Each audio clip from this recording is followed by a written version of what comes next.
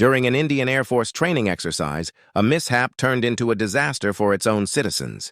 In Bhadariya village, Rajasthan, an Indian S-125 anti-aircraft missile accidentally went off course during a training drill and crashed into the village. The incident left 3 civilians seriously injured. India's so-called achievements in defense seem to be setting new records every day. Forget enemies. Now Indian citizens themselves are becoming victims of their own military exercises. This incident has once again raised international concerns about the competence and safety of India's defense system.